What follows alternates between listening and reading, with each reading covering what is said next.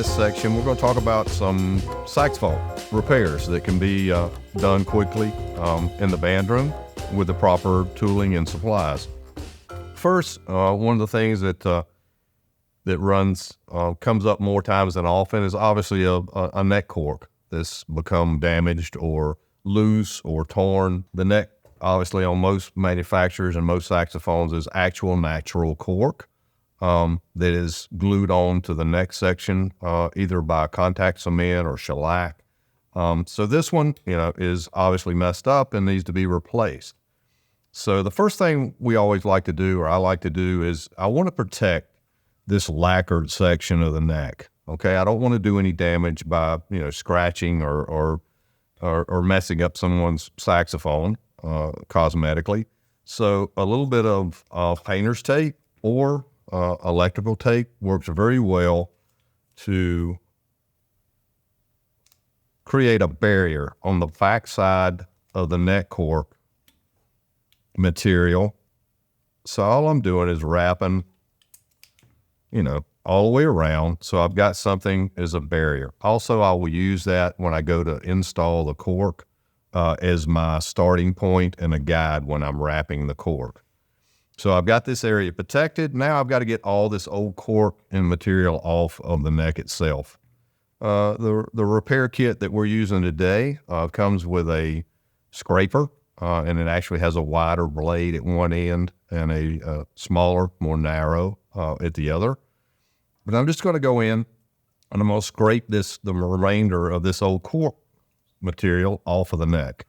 We want to get that, as free and clean as possible from all the cork material. So I can either do that with a scraper. If you don't have this, one thing that is readily available at your local hardware store is a pair of slip jaw, just regular slip jaw pliers. Obviously, you don't want to clamp down on the neck to where you damage the material or the brass. So you just want to grab it as you're going around it, no harder than you would be willing to squeeze your finger with it. So putting it into place, I'm just going to rotate it around the neck and remove all the old material.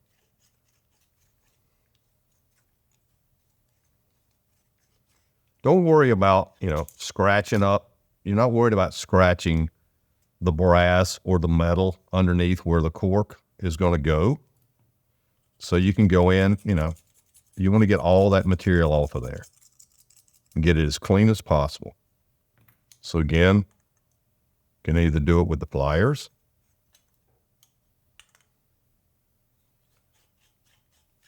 and it's not going to matter if you rough it up. I want to go in and use a little bit of adhesive remover. A Goo Gone works well if you want to pick that up at your local hardware store, but this is an adhesive remover that comes in the kit itself. So I'm going to put a few drops in there. Then I'm going to take an old cotton cloth. I'm going to clean that area and get it as clean as possible and dry, because if you don't have that area nice and clean and dry, the glue or adhesive to hold either a natural cork that's contact cemented on, or in this case, we're using the Valentino kit that we recommend through our company. This is a synthetic material, much like the synthetic corks that we recommend for the clarinet tenon corks. But this neck cork, you'll see, is a wedge shape. Shorter at one end, wider at the other. Obviously, it's going to follow the taper of the saxophone neck. So I want to use this area back here as my guide when I'm wrapping the cork around. I'll cut the excess, the overhanging excess off after I get the cork in place. So with this synthetic cork that has a peel and stick backing on it, keeping my fingers off of it as much as possible, I'm going to start on the back side of the neck, pressing the cork into place, and I'm going to take and wrap it using this tape as my guide.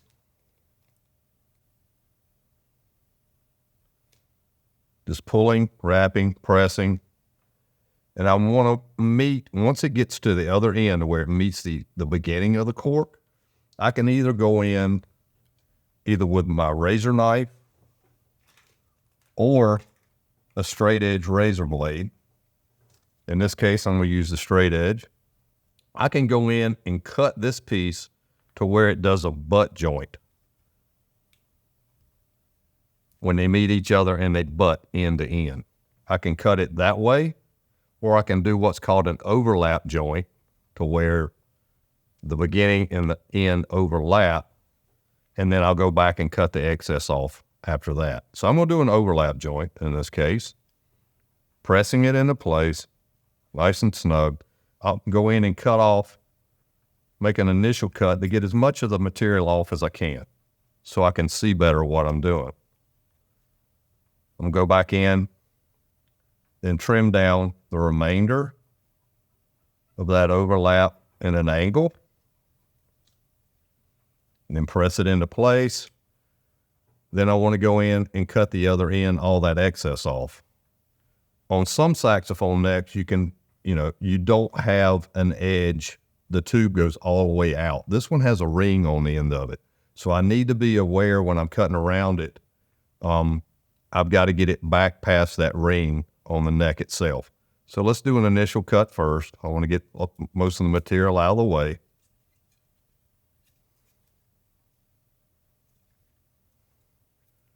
Now I can go in, going around the neck, close to the ring. Remember, this doesn't have to be perfect. It's an actual, it's an emergency repair. And we're just trying to get the instrument back into the student's hand to get through the performance or through the class. So I'm going to peel off that excess, take and clean it up to end as much as possible.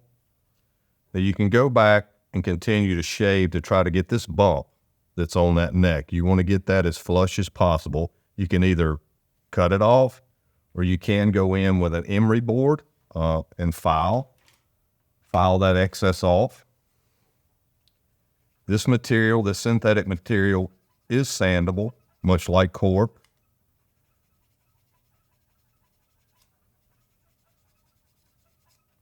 Get that edge down, so you now can go in and install the mouthpiece back into position. And the good thing about this synthetic material, it has memory and it bounces back, fits nice. You would want to use cork grease on it so that the mouthpiece goes on smoothly. Then you would just go in after you're finished, peel the tape off the neck, and you've not damaged any of the lacquer. So that's replacing a neck cork on a saxophone to get you through the performance. Some people ask, how long does this synthetic material last? Is it is it just temporary? We have seen these instruments come into the shop 6 months or a year later, and the neck corks are still in place. They're in fine condition. Same goes for the clarinets, for tenor corks with this synthetic material. So while it is, quote unquote, an emergency or a temporary repair, we have seen them last quite a bit of time. So other things to address when you're trying to diagnose saxophones in the classroom. Obviously, if the saxophone's not playing at all, the student comes up to you and says, hey, I don't know what's going on. The instrument's just not playing at all. Again, have another instrument beside you. Grab one of the other students' saxophone that's in good working condition and use it as a comparison. Look for, are the keys lined up like they should be on the correct instrument or on the one that's in good shape. Some of the keys that are more susceptible to getting bent on saxophones are the palm keys, D, E, and F.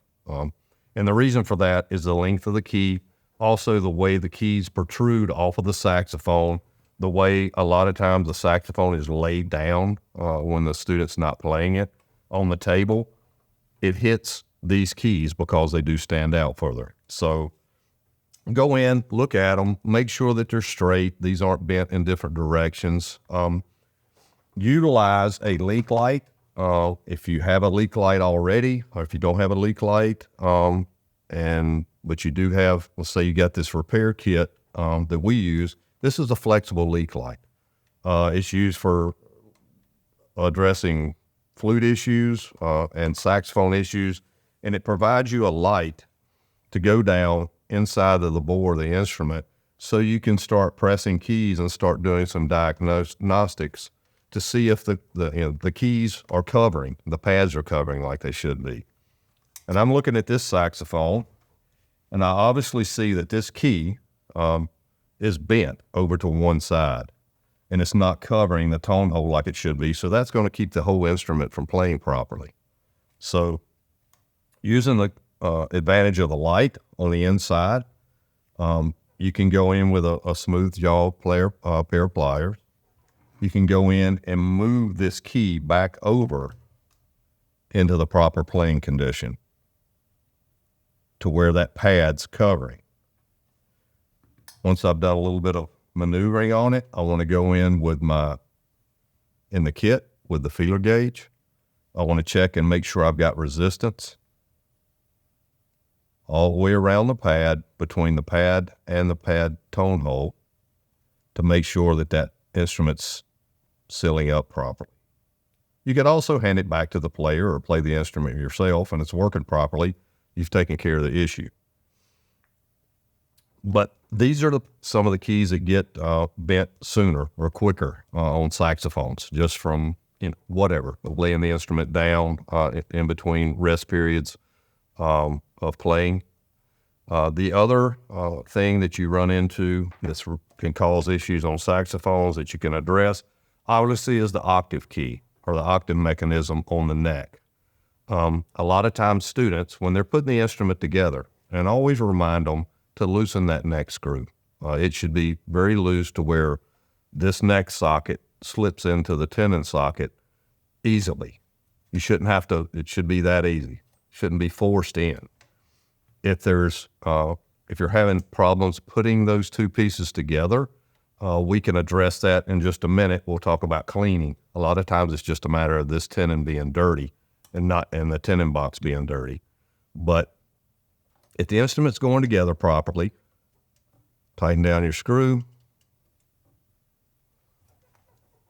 and look and make sure if the instrument's playing in the upper register all the time. The student comes to you and says, hey, it's playing everything in the upper register. I can't play any of my low notes or anything below A. A lot of times it's due to this key is standing open. It should be in the rest position without activating the octave key. That key should be completely closed, and that pad should be sealed up. A lot of times when the student's putting that instrument together, they're grabbing this key, and they can bend the arm part of the key itself. And then what that causes, and I'm going to do this as a demonstration, I've bent that loop to where this key, and that's pretty exaggerated, that key is standing open all the time. So it's playing in the upper register. It's due to this loop is hitting the activation lever or the octave key lever, causing this pad to stand open. There needs to be in rest position, there should be a little bit of space in between those two keys. So the way to correct that and move it back into place, you can hold the key down with your fingers and take your two thumbs and lightly just bend up or push up on that lever, that loop, what we call the octave loop, to move it back up. So I've created a little bit of space, and you can check it with your feeler gauge. I've created a little bit of space in between those two keys. It's okay to have a little bit. It needs to have a little bit. So that pad is seated until you activate it with the octave key. So once you've got this pad sealed back up, the instrument, unless there's other issues on down the the instrument should play in both registers or both octaves the way it should. At the same time, if this is bent to where it's not, when you do depress the octave key, this key's not coming up, that means there's too much space. And I've really done a drastic, there's a lot of space there. This key's not moving at all. So to correct that, while I said there needs to be a little bit of space, you can hold this key, take these two fingers, gently pull down on the loop to where there's still a little bit of space, but now that key's working properly. These octave keys work, there's two, one on the neck and a body octave over here on the side, that when you go from A to G on the scale, the A, this octave key is open, you drop to G, this closes, and the body octave opens. So these have to work in conjunction with one another when you're playing the scale of the instrument. So it's a critical adjustment on saxophones. But that is a quick way to try to diagnose and correct that these two are working in conjunction like they should. And again, unless there's other issues on down the instrument, that should hopefully get the instrument back in playing condition. Other issues that you can address fairly quickly on saxophones, obviously the guard bumpers that may fall out of the guards, and the next thing you know, you have almost a percussion instrument instead of a saxophone. The repair kit comes with these pill and stick bumpers that you can go in, use the poker that comes with the kit, stick in the side, peel the back side of it. There are different lengths and different diameters in this kit of all of these type bumper corks. Just go in, you're just trying to get that key silenced and get it to stop in the proper position when you're playing that note. I'm just going to peel and stick the back. I'm going to slide it in between the key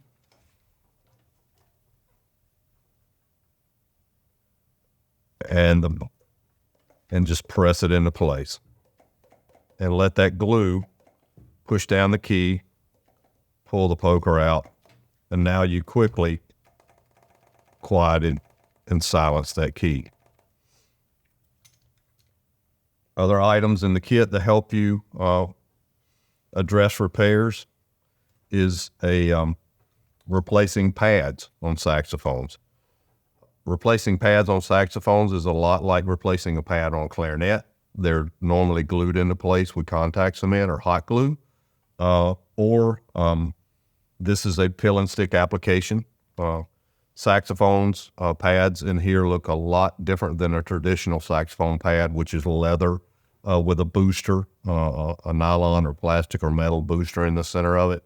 It's actually a leather skin or a leather skinned pad. This is, again, just a synthetic hard material. Works very well in an emergency situation. So for today's demonstration, I'm going to remove the octave key pad that's in this instrument. I'm going to use this, again, this is glued into place with hot melt. So I'm going to use the heat gun or the air gun in the kit. You can use an emergency situation. I don't ever recommend it to have an open flame in a band room. You could use a lighter if need be. This is a lot safer and a lot less issue that you'll run into. Heat gun has a heating element in the center of it that will get. You can see it's getting red. It's like a hair dryer, a mini hair dryer. So I'm going to use it at an angle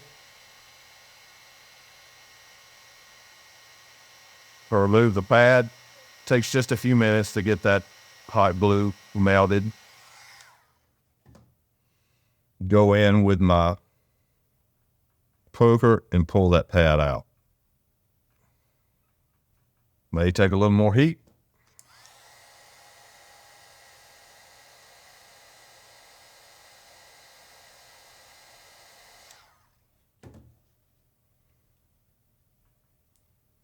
And that pad should come out. Now I'm going to go to the kit, find the saxophone pad, the diameter that I think I'm going to need.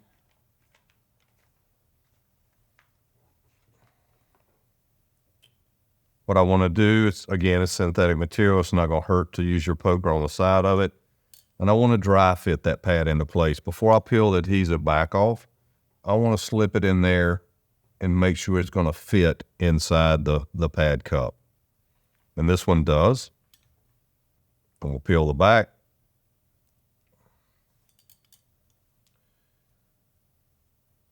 Drop it into place. Then I'm going to use a pad slick.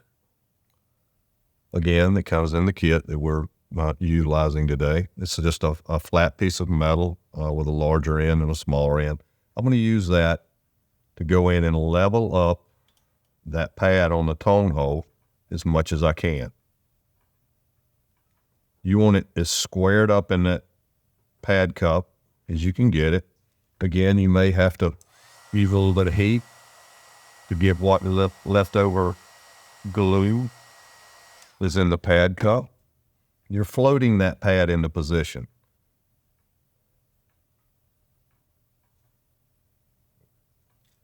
So now that I've got it where I think I need it, as far as positioning, I'm going to go in and check it with the feeler gauge and make sure I got resistant without pushing the key down to start with. And I do. Then go in while the back of the key is still a little bit warm. Take your cloth and rub it and seat the pad. Saxophone neck, you can look at it and you will see, a ring or impression all the way around if the pad's sealing up. You can go in, do a suction test, or you can just simply put it back on the instrument and play the instrument to make sure it works. The last thing that we'll show you on saxophones is if you have key guard screws that are missing, that are loose, where a key guard's actually, flopping around on an instrument. Different manufacturers have different thread pitches, and not all key guard screws, fit different brands. So while we can send, through our educational representatives, we can send replacement screws, we do need to know the manufacturer and the model. But if you don't have that readily available, a very good thing to use is a zip tie. And these, obviously, you can pick these up at any hardware store, Lowe's, Home Depot. Some of them come in big containers, and you'll have a lifetime supply. But what you can do until you can get it into the shop and get this screw replaced, you can go in and use a zip tie through the hole,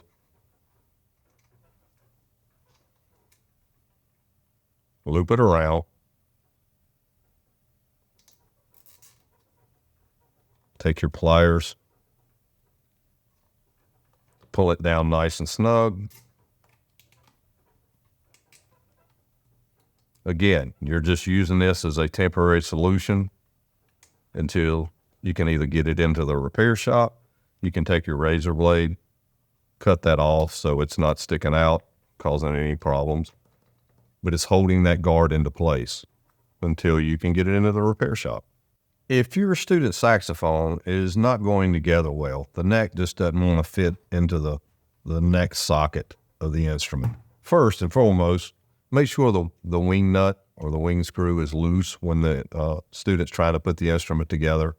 It should go in together that freely. But if it doesn't, first look at, a lot of times it's just a matter of some grime or buildup, or obviously instruments have saliva going through them. Once it dries out, it can cause a chalky residue. A quick way to try to clean that off, you can use a little bit of valve oil. Actually, trumpet brass instrument valve oil works as a good cleaning agent. So you put a few drops on the neck socket itself, then insert the neck into the socket and work it, back and forth. And once you pull it out, use an old cotton cloth, a t-shirt, wipe all that old tenon off, and you'll see the debris that's collected. Clean out the socket neck socket itself, again, that dearth is sometimes what is exactly causing the instrument not to go together properly. If you inspect it and you see that there's damage done to the tenon itself, don't try to do anything. There's really not much in a band room that can be done to round that back out. It needs to come into the repair shop, and one of our technicians can straighten that out and re-round it to where it fits properly into the saxophone. The opposite effect of if this neck is so loose that even after you tighten down or think you've tightened down the wing screw in the instrument, the neck still rotates freely, two things are happening. You're losing air, the instrument won't play properly, and the student may be chasing their neck around while they're trying to play the saxophone. Sometimes it's as simple as putting a little bit of lubrication in between the neck socket and the screw itself. A little bit of Cork grease on a spring or on the end of a screwdriver placed on the shoulder of that wing screw helps lubricate to where the wing screw functions and wedges the two pieces together on the socket. So it's a matter of just lubricating that screw so it actually clamps the neck down the way it should. So if that neck is spinning around, that would be the first thing I would want to try. Make sure you lubricate that. If the instrument still does not stay in the neck stay in position where it needs to, get it into your local repair shop.